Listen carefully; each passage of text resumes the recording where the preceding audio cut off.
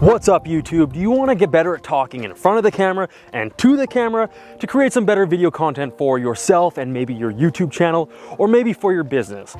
Well, if you're anything like me, you've probably seen all these rock star YouTubers and think, gosh, they're just so charismatic, they're just so good at talking to the camera, it's ridiculous. Yes, Peter McKinnon, I'm talking to you, buddy. Well, as the guy who spent most of his time on the other side of the lens, I'm here to tell you that yes, there is some talent, and quite a bit of talent actually, but some of it is art and some of it is science. So that's exactly what we're going to be talking about in this video. Now, it is stupid windy out here, so this was a terrible idea to shoot this intro outside. So let's head inside now. Okay, inside now where it's a lot less windy. Now I have to do the usual YouTube stuff, which is, if you're new to this channel, my name is Mike Banks, and on this channel I talk about the two things that are really gonna push and move that needle in your business, and that is sales and marketing. So if you're into generating more leads and more customers and more revenue for your business, which by the way, I don't know anybody who isn't, then you're gonna wanna subscribe to the channel for more content like this. So the first part about getting more comfortable talking into a camera lens is that you are essentially having a conversation with yourself. So it's extremely awkward, and the only way to get better at it and more comfortable is the first tip, which is, that's right, practice, practice, practice. The more you practice, the better you'll get at it. And that's why I said in the intro that yes, a lot of these rockstar YouTubers, it is talent, don't get me wrong, but think about anybody talented. Do you think they were born that way? They just came out of the womb being good at making video content and talking into a camera? Heck no, right? They practiced it and they got better. Look at any actor or actress, same thing. They were probably terrible when they began, but with practice and mastering of the skill, that's how you get good at things. So practice, practice, practice. Just turn on the camera. You don't have to publish the content, obviously. Nobody has to see it because it's probably gonna be super embarrassing, but just turn on the camera and just talk into it. Practice having a conversation. Practice keeping the conversation flowing and coherent and making sense and all those things. So just practice doing that, and trust me, you will get a lot better at it. So for the next tip, and that is having a, that's right, having a plan. Now, we've all been to those weddings where somebody gets up to the podium, totally winging it, and they completely bomb their speech. It's horribly awkward to watch. You feel so bad for them. You wish you could just go up there and take them off stage and rescue them. But that all could have been avoided by having a plan. Now, I'm not talking about scripting your entire message that you're trying to say. What I'm talking about is just, I mean, you can script it if you want, but just something like this. It's something I made for this video.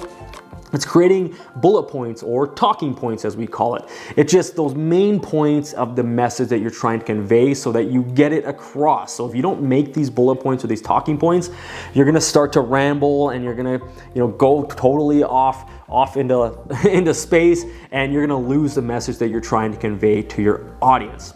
So the third tip that I wanna talk about, and this is more the art and science of this, and that is, and this tip is, that's right, making cuts. Now, I've already been doing this anyways, so you might not have caught it. I bet you if you rewind this video now and watch it from the beginning, you'll see me doing this, see all these little tricks. So the more advanced, more experienced YouTubers, they probably saw from a mile away what I was doing. But the advantage to making cuts is it allows you to take a pause, to take a break, because if you just keep talking into the camera, like just one single shot, one single angle, like if I were to do this for 10 minutes, it can, you can start to get really awkward, and that's when you start to ramble. So making cuts, it allows you to just take a pause, take a break, collect your thoughts, and rethink what you want to say and how you want to say it. Now, this does take some planning to make all your cuts, whether they are in camera cuts or they're in post-production, like in video editing. It does take some thought and does take some planning, but that's kind of a good thing because it allows you to think your video through and the message that you want to convey. The other thing you can do with cuts is, like these cuts that I've been doing, which are kind of in-camera cuts, is with editing cuts. So I'm gonna do it right now. It's called, see, I'm doing it right now. These are called jump cuts. So this is you're gonna require video editing software or something on your phone, an app, to do these jump cuts, but jump cuts can be very beneficial to your video and conveying your message clearly across, because it can allow you to cut out those ums and ahs and you knows and rights, all these filler words that we use in the human language when we're trying to process our thoughts and think, which when the camera turns on, most people get nervous. So when the camera turns on and you're nervous, these filler words are really gonna come out a lot more. So again, cutting your video with either an actual in-camera cut and some editing or jump cut, that's gonna allow you to just take that pause, take that break, and just breathe and get relaxed so that you can create better video content. So here comes another cut coming your way.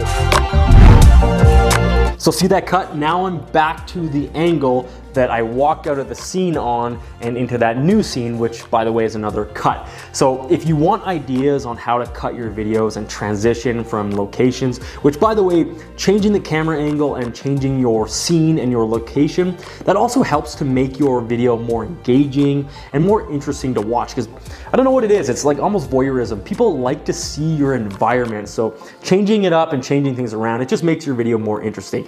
But I've only been using 2 cuts so far in this video. Now that you know my trick, I've been using the facepalm cut, which is just putting your palm into the camera, and then when you get to your new location, you do it in reverse. You put your palm up to the camera and you take it out and you're in your new location. And then I did that, I walked out of the scene to my left, and then I walked into the new scene on the couch. Now again, just search on YouTube for video cut ideas. You'll find a ton of them. Let's actually just have some fun here really quick. So I'm gonna cut. See how that works? And just like that, I'm outside all of a sudden, where it is still windy. You can hear that wind chime going. It's actually not too bad. It's calmed down a little bit. But let's do one more cut just to show you how cool this can be. And now I'm on the roof of my home, which I don't know why I am. It is even windier up here, but there's my neighborhood. So word of caution, I do not suggest cutting to dangerous locations just for the sake of cutting it. So let's go back inside. And I'm back inside again. So again, like I said, on the roof is don't unnecessarily put yourself in harm or at risk just to make a video cut or transition or location change. Not really worth the risk. Another word of caution with cuts though is you want to make sure you don't overuse them. Kind of like I've been doing in this video, but this is for demonstration purposes. I've been overusing the palm cut.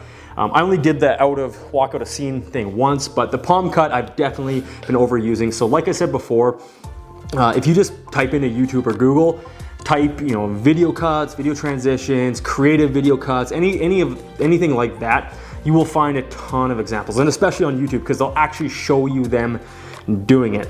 So the next tip is, I call it getting comfortable with. That's right, getting comfortable with the void or the silence. So what does that mean? Well, it means this.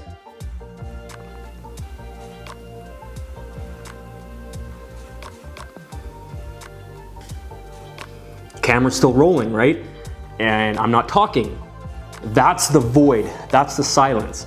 I'm not freaking out, I'm not like panicking, I'm not trying to fill the silence with words, which by the way is a problem a lot of salespeople have and make, is as soon as there's silence on the phone, especially after a closing question, you ask a closing question and then there's silence, humans get uncomfortable, right? Especially the salesperson who asks that closing question. They get uncomfortable. At least an amateur or a poor salesperson will do that. They'll get uncomfortable and they'll try to fill that void, fill that silence with words. Well, it's the same thing with video. Just be comfortable with it. Another thing I like to say is own it. Like just own that silence that, you are the person, like I'm talking about myself here, or the person in front of the camera, you are okay with that silence. You're okay with it being a void. You're not feeling like you have to ramble and just fill that silence with unnecessary words, which is essentially what rambling is. So yeah, just own that silence, own that void, and don't be scared of it, because like they do in the movies, right? And some of the best speakers, public speakers in the world, using your pacing of your words, using your tonality, your body language, this is all communication. And silence ironically is a form of communication as well. Some of the best speakers in the world, they use silence for, that dramatic pause, right? To create tension, to create feeling and emotion. So own it.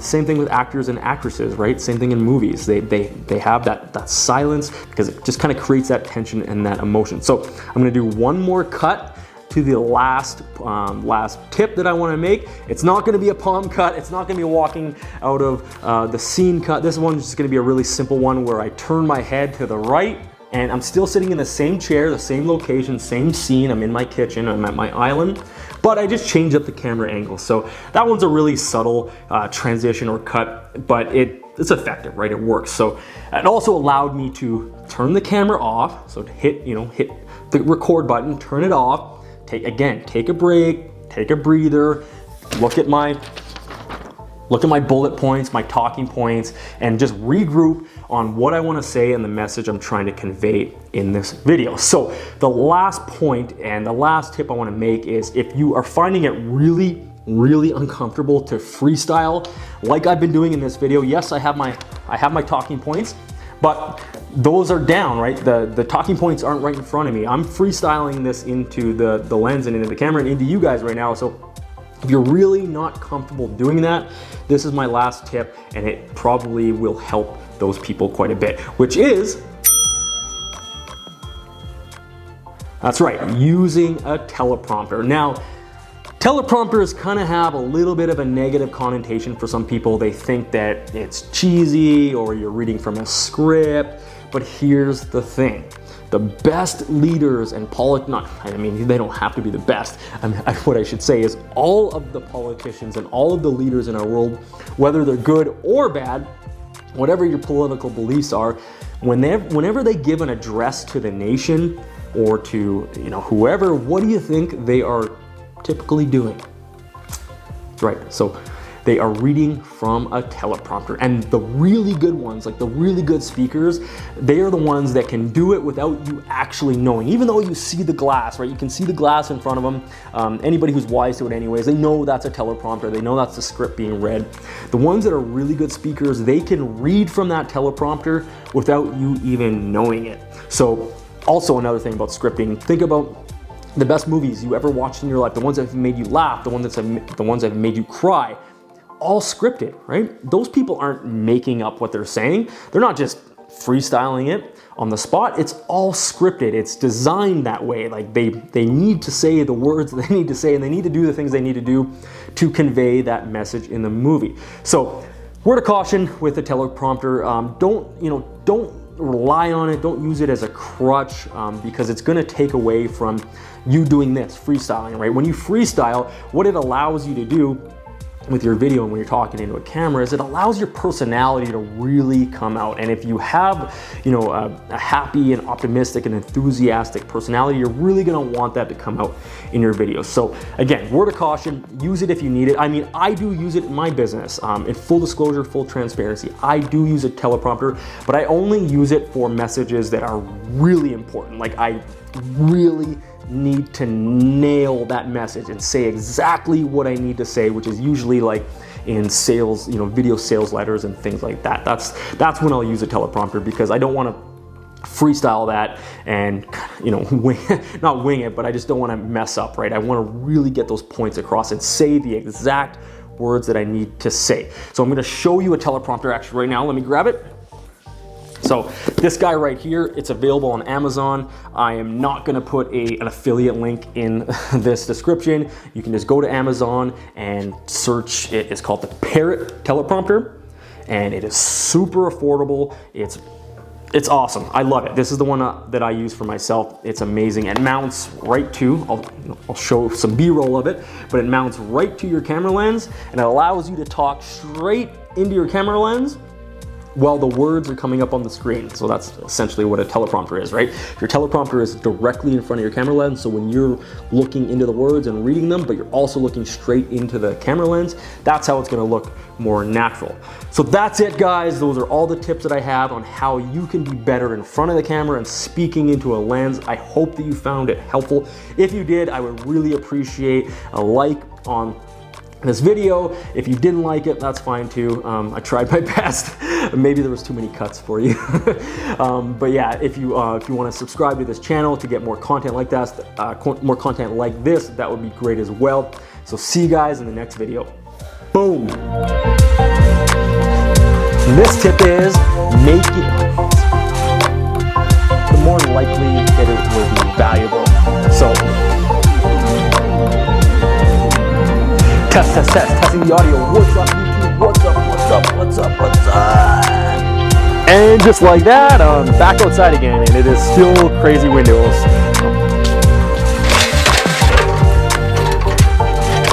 What's up, YouTube? You want to get better at talking in front of the camera and keep the camera, create some video content for yourself and maybe for your business.